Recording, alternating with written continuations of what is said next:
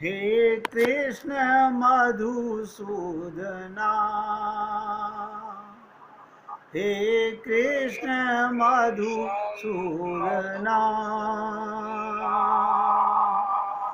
केशवा माधवा, केशवा माधवा, हे कृष्ण मधुसूदना, हे कृष्ण मधुसूदना, केशवा माधवा, केशवा माधवा, हे कृष्ण मधुसूदना, हे कृष्ण मधुसूदना। हे पुण्य आत्माओं, बहुत एकाग्रता से सुनिएगा। कल की बातों का तो शायद तुमको पता ना हो, कल की बातें हो सकता है तुम भूल गए हो, आज का तो नहीं भूले होगे। बस इतना अपने हृदय पर हाथ रख के देख लीजिए। मैं तो निवेदन कर रहा हूं, आपका रिजल्ट आपके सामने अभी आ जाएगा कि सुबह दिन निकलने से लेकर, क्या मतलब हमारे उठने से लेकर और सत्संग में 5:30 बजे आने तक हमने क्या किया। बस इतने से, केवल इतने से ही आपको अपनी बैलेंस शीट बना लीजिएगा। आपने भगवान की चर्चा कितनी बार की, किस किस्से की, क्या क्या की, कितनी बार तुम्हारी आंखें भगवान के प्रेम के लिए भीगी।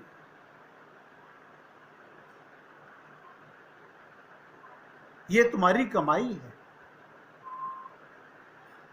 आज एकादशी है, हाँ तो एकादशी तो क्या हुआ, एकादशी का तो मतलब होता है 10 इंद्रियां 11वां मन भगवान के कृपामयी हो जाना।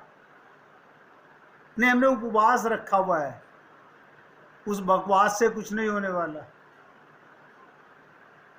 कुछ नहीं होने वाला।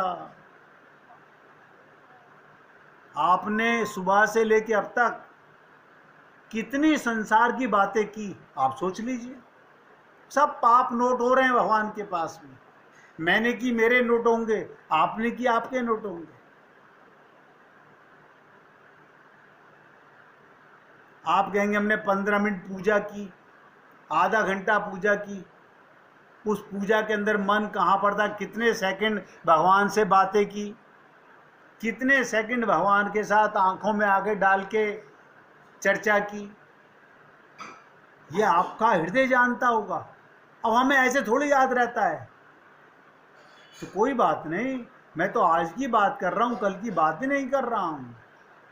अरे ये आज की बात क्यों कर रहा हूँ, आज भगवान ने सुबह किसको याद रहा कि भगवान का फिर पत्र आया है मेरे लिए कि आज मैंने, कल की त्रुटियां भगवान शिकायत कर रहे थे और आज भी हम वही बातें कर रहे हैं, वही ढाक के 3 पात। हम कसम खा चुके हैं हम नहीं सुधरेंगे। हमसे जग चर्चा करे बिना रहा नहीं जाता। मैं आप लोगों को, आप भी सोचते हुए ये हमारे पीछे पड़ गए हैं, मैं पीछे नहीं पड़ गया हूँ। मैं आपको ये बताना चाहता हूँ हमारे सबसे बड़े पाप कौन से होते हैं। आप कोई डाका नहीं डालते, आप कोई मर्डर नहीं करते, आप कोई चोरी नहीं करते। लेकिन भगवान का दिया हुआ समय जो बातों में बर्बाद कर रहे हैं, संसार में बर्बाद कर रहे हैं, वो तो 0/100 में लिखा जा रहा है। चलिए कोशिश कीजिएगा कि आज की गलती कल दोबारा ना करें। मैं तो कह रहा हूं कोशिश कीजिएगा, और कोशिश करने वाले को कामयाबी मिलती है। कोशिश करने वाला जरूर कामयाब होगा, और जो कोशिश ही नहीं करेगा, जैसे बाल झाड़ती हैं ना स्त्रियां, ध्यान से सुनिएगा, जैसे बाल झाड़ती हैं, बालों में पानी को फटकारती हैं, ऐसे संतों की बातों को फटकार दिया, हाँ सुन लिया, ठीक है, करेंगे तो वही जो हमारा मन चाहेगा, कोई बात नहीं, पाप और पुण्य आपके जमा होंगे। तो हम बात कर रहे थे भगवान की कृपा किस आधार पर हो, भगवान किस आधार पर कृपा करते हैं, वो एक शब्द में सब नोट करें, उसका नाम है शरणागति। बस उसका नाम है शरणागति। सीताराम आचार्य जी ने, जिनका छंद है इस देह में हरि मिलत हैं, उन्होंने तो शरणागति मीमांसा ग्रंथ लिख दिया, यानी एक शब्द को एक ग्रंथ में कन्वर्ट कर दिया। एक शब्द पर पूरा ग्रंथ बना दिया, लेकिन हम लोग फिर भी नहीं समझ सके।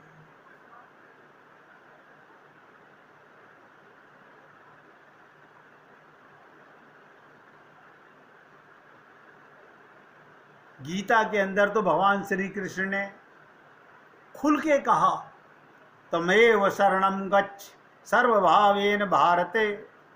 बताइए, तमेव शरणं गच्छ, हम उस परमेश्वर की शरण में,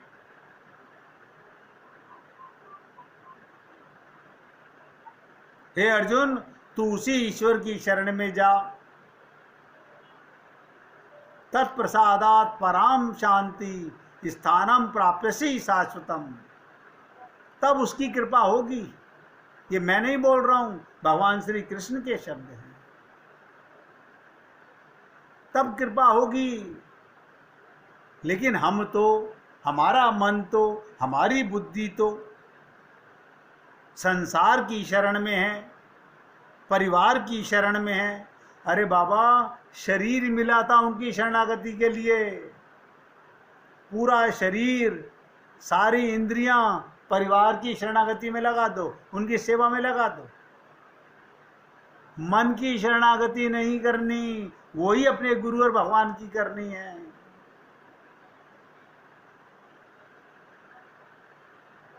ये एक कारण है, और भगवान ने तो खुल के कहा, ये नोट करें 18वें अध्याय का 62वां श्लोक, बार बार पढ़ें, समझें, सुने। हे अर्जुन, अर्जुन माने आप और हम लोग, तू उसी ईश्वर की शरण में जा, तब उसकी कृपा होगी। जो जाकी शरण गयो वापे वा की लाज। आप शरणागति में जाओ, स्त्री पति की शरणागति में चली जाती है, वो उसका ध्यान रखता है, लेकिन क्या वो शरणागति है? वो तो तन की शरणागति है। यहां भगवान तो तन की मांग ही नहीं रहे, भगवान तो मन की मांग रहे हैं। गोपियों से सीखो, उन्होंने तन और इंद्रियां परिवार को सौंपी, समाज को सौंपी, घर परिवार को दे दी, बस मन था जो भगवान की शरणागति में था। वो कोई पति नहीं हटा सका, कोई सास नहीं हटा सकी, कोई बेटा नहीं हटा सका, कोई पोता नहीं हटा सका। क्यों? वो अनंत जन्मों से संकल्प करके आई थी, वो भगवान को पा चुकी थी, उनका मन भगवान की शरणागति में था। उनसे बड़ी मिसाल कोई नहीं है। वेदों में कहा गया, ध्यान से सुनेंगे, हम उस परमेश्वर की शरण में हैं जिसकी कृपा से आत्मा एवं बुद्धि में प्रकाश प्राप्त होता है। बताइएगा, ये आत्मज्ञान कहाँ से मिल रहा है? भगवान की कृपा से। माता पिता की कृपा से तो नहीं मिला। माता पिता की कृपा से क्या मिला?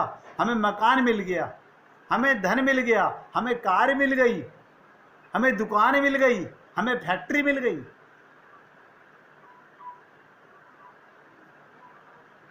अरे जो परमात्मा ब्रह्मा आदि का भी सृष्टि करता है, ब्रह्मा को भी उत्पन्न करने वाला भगवान है, शरणागति से ही सब नोट करें, एक शब्द उसकी कृपा हो सकती है।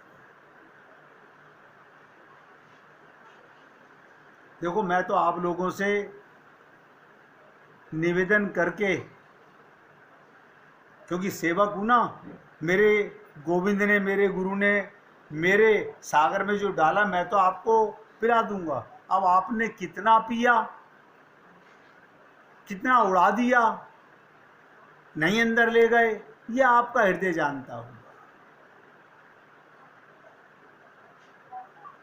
यही भगवान ने कहा गीता में, अर्थात हे अर्जुन, तू उसी ईश्वर की शरण में जा, तब उसकी कृपा होगी। मंदिर में जाने से कृपा नहीं होगी, पूजा करने से कृपा नहीं होगी, पाठ कर लेने से कृपा नहीं होगी, परिक्रमा कर लेने से कृपा नहीं होगी, प्रेम करने से कृपा होगी। प्रेम शरणागति है।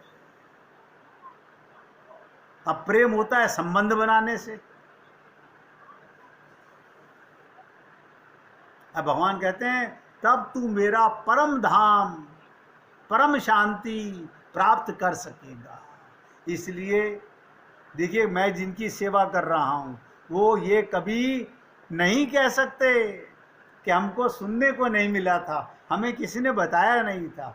भगवान प्रमाण दे देंगे कि मैंने एक सेवक भेजा था आपके लिए, लेकिन आप उस समय पहले से ही आपका मन परिवार का गुलाम था, उनकी शरणागति में था।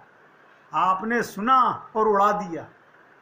जैसे बालों में पानी फटकारते हैं, ऐसे मेरी बातों को उड़ा दिया, ध्यान में नहीं रखा। फिर पछताए क्या होते हैं जब चिड़िया चुग गई खेत। और ये जो माया, इसके लिए भगवान ने गीता में कहा, देवी ही सा गुणमयी मम माया दुरुत्या। ये सब नोट करें। आपके दान से, आपकी पूजा से, आपके पाठ करने से, आपके यज्ञ करने से, कितने ही मंदिर, मस्जिद, गुरुद्वारे बनवा लेना, उससे माया पर आप विजय प्राप्त नहीं कर सकते, क्योंकि वो भगवान की दासी है। भगवान कहते हैं मामेव ये प्रपद्यन्ते माया मेताम तरन्ति। क्या मतलब? ये 3 गुणों की माया है। आप माया के 3 गुणों में फंस के रह जाओगे। अपनी ताकत से कोई पार नहीं कर सका, जो केवल भगवान ने फिर कहा मामेव ये प्रपद्यन्ते माया मेताम तरन्ति, जो मेरी शरण में आएगा उसे माया छोड़ेगी।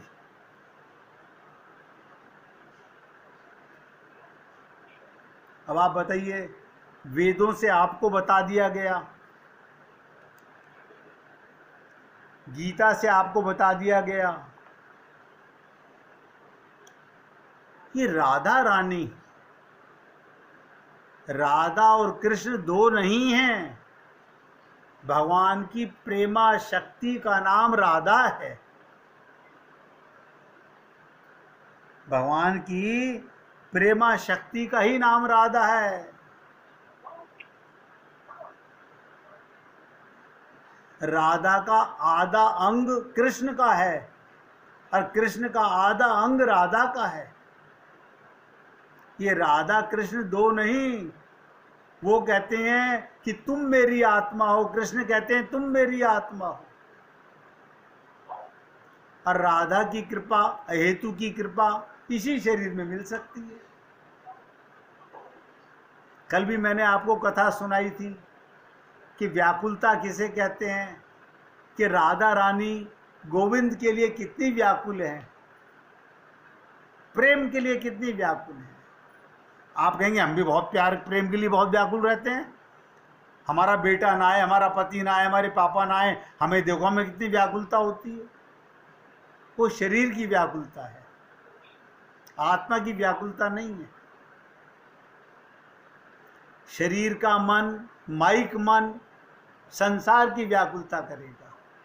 जिसे आत्मज्ञान होगा उसका शुद्ध मन परमात्मा के लिए व्याकुल होगा। फिर एक लीला सुन लीजिए। एक दिन श्री राधा रानी श्याम सुंदर से मिलने के लिए निकुंज जा रही थी। उनकी मंजरियों ने श्री राधा रानी जी की अनुपम माधुर्य श्रृंगार किया और राधा रानी को सुंदर मणि मणिकों से सुसज्जित लहंगा धारण कराया। सुसज्जित मणियों से लहंगा धारण कराया और लहंगा इतना अनुपम सुंदर कि उसे देखकर सभी सखियां हर्षित और पुलकित हो गई। सखियां सोचती हैं जब श्याम सुंदर इसे देखेंगे तो कितने आनंदित हो जाएंगे। कभी आप भी अपने घर में राधा का कृष्ण का श्रृंगार ऐसे कीजिएगा कि कृष्ण का श्रृंगार कर रहा हूं तो राधा जी कितनी प्रसन्न होंगी, राधा का श्रृंगार कर रहा हूं तो मेरे श्याम कितने मोहित होंगे। प्रिया जी श्रृंगार करके निकुंज की ओर चली जा रही हैं। सभी सखियों के पीछे पीछे उनके नामों का गुणगान करती चल रही हैं सखियां। लहंगे को छूकर कभी ब्रजरज अपने को धन्य कर रही है। ध्यान से सुनो, उस लहंगे का स्पर्श जो राधा रानी ने धारण किया हुआ है, जिस रज पे स्पर्श हो रहा है वो रज भी धन्य हो रही है। और कभी निकुंज की लताएं पताएं अपने को धन्य कर रही हैं, मानो आज सभी श्री जी का स्पर्श पाने की होड़ में है। सब चाहते हैं कि मुझे राधा रानी का स्पर्श मिले। रज चाहती है मुझे स्पर्श मिले, पत्ता चाहता है मुझे स्पर्श मिले, डाली चाहती है मुझे स्पर्श मिले, पवन चाहती है मुझे स्पर्श मिले, फूल की सुगंध चाहती है मुझे स्पर्श मिले। और आप और हम लोग इस देह में राधा प्रेम का स्पर्श कर सकते हैं। तो उसी समय वृक्ष की ऊंची डाल पर टंगा सूखा पत्ता भी, ध्यान दो, वृक्ष की ऊंची डाली पर टंगा हुआ सूखा पत्ता भी राधा की कृपा पाने के लिए व्याकुल हो रहा था। क्या कह रहा है, अब सूख चुका हूं, ऐसे गिरने का क्या लाभ। पत्ता सोच रहा है किस विधि श्री जी की कृपा पा सके। उनकी राह में होते हुए भी उनकी कृपा से दूर हूं, मैं ऊपर टंगा हुआ हूं। यही विचार करते करते उदास हो रहा था पत्ता। तभी एक शीतल पवन का झोंका आया। जैसे आप और हम लोगों के जीवन में कोई शीतल मंद मंद करता संत महात्मा का आगमन होता है और सूखे पत्ते को डाल से अलग करके ले उड़ा। हम जब किसी गुरु की शरणागति में जाते हैं वो भी हमारे मन को उड़ा के भगवान तक ले जाते हैं, अगर हम जाते हैं तो। और पत्ता उड़कर सीधा राजा रानी के लहराते हुए लहंगे पर जा गिरा। ध्यान से सुनो, कम से कम कल्पना तो कर ही सकते हो, जो पत्ता ऊपर पेड़ पे टंगा हुआ प्रार्थना कर रहा था कि मैं कैसे स्पर्श पाऊं, मैं तो बहुत ऊपर हूं, बस चाह थी, वो चाह अभी हम में नहीं है। पवन आई भगवान राधा की कृपा से कि जो मुझसे मिलना चाहता है मैं तो उनसे मिलने के लिए तैयार हूं। और वो पत्ता लहंगे से टकराकर नीचे नहीं गिरा, ध्यान से सुनो, अपितु लहंगे ने ही उसे गिरने से थाम लिया। आप और हम लोग मृत्यु से पहले अगर भगवान के साथ जुड़ जाएं तो प्रभु थाम लेते हैं और अपने साथ ही निकुंज में ले चला। लहंगा उस सुकोमल पत्ते को भी जो ऊपर से गिरा था अपने साथ निकुंज में ले गया। क्या मतलब हुआ इस बात का? हमें इस लीला से क्या महसूस करना चाहिए? अगर हमारा मन इसी देह में भगवान की लीलाओं में भगवान के प्रेम में अटक गया तो राधा रानी क्या करेंगी? हमको अपने साथ कृष्ण के गोलोक में निकुंज में ले जाएंगी। वो दिन सोच के देखिएगा, कल्पना तो कर ही सकते हो कि प्रभु वो कैसा माहौल होगा जब हम भी राधा रानी की कृपा से आप तक, आपका दर्शन, आपका स्पर्श, आपकी लीला, आपके रास में शामिल हो जाएंगे। तो क्या हुआ? निकुंज का द्वार आया, सभी सखियां द्वार पर रुक गईं। रूप मंजरी प्रिया जी को निकुंज के अंदर ले गईं। साथ में प्रिया जी की कृपा से वो सूखा पत्ता भी निकुंज में प्रवेश कर गया। जो निकुंज शंकर को, ब्रह्मा को, बड़े बड़े महामुनियों को दुर्लभ है, उस निकुंज में सूखे पत्ते का प्रवेश मिल गया। जिस निकुंज में केवल सखियों और मंजरियों को ही आने की आज्ञा है, उस परम अलौकिक निकुंज के दर्शन आज राधा रानी के हेतु की कृपा से उस पत्ते को भी, सूखे पत्ते को सुलभ हो गई। और जब प्रिया जी सुकोमल फूलों से बनी सैया पर, एक एक शब्द ध्यान दो, विराजमान हुई, तो प्रिया जी के उस सूखे पत्ते को अपने हाथों में लिया और अपने कपोलों से लगा लिया। हे धन्य हो प्रभु, राधा रानी ने अपने कपोलों से लगा लिया। प्रिया जी स्पर्श पाते ही सूखा पत्ता सुवासित कली बन गया।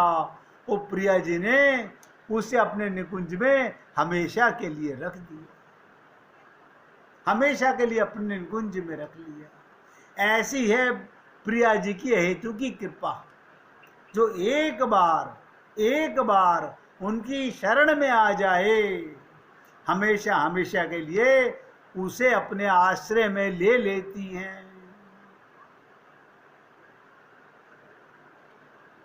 आप भी 1 मिनट राधा रानी का गुणगान कीजिए। राधे राधे गोविंदा।